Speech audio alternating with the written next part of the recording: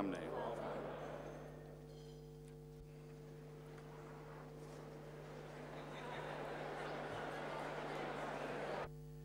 In 8 days' time, President Bush makes his state visit to the United Kingdom. For many, the script of this visit has already been written. There will be demonstrations. His friends wonder at the timing. His enemies rub their hands at what they see as the potential embarrassment.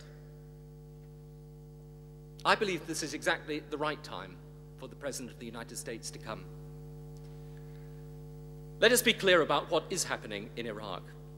Leave aside the rights and wrongs of the conflict, upon which I admit there can be an entirely legitimate disagreement. What is happening now is very simple.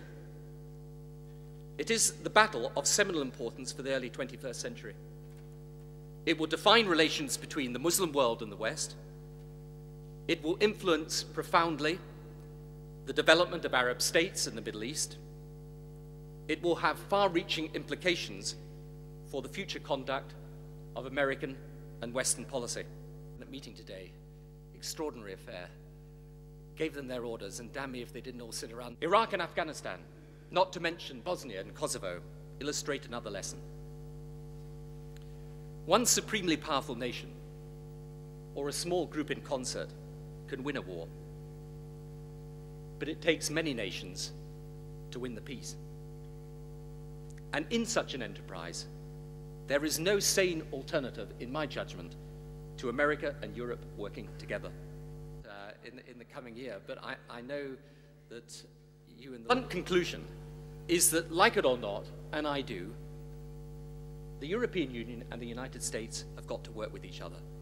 Start from that point and a number of other things fall into place. Dismiss the illusion that there is somehow an old and a new Europe, that one opposed to the US and on its way out, the other the bright harbinger of the future to come. Yes, if some try to pull Europe apart from the US, others like us will resist firmly. But Europe has too much in common, too many shared interests, too many solid reasons for cooperation to have any intention of letting a temporary divergence of view become a permanent rupture. It's true also that there is an antipathy in parts of the French political establishment to America. But don't exaggerate it, and don't ignore the large numbers who know perfectly well that modern Gaullism must have a strong transatlantic dimension.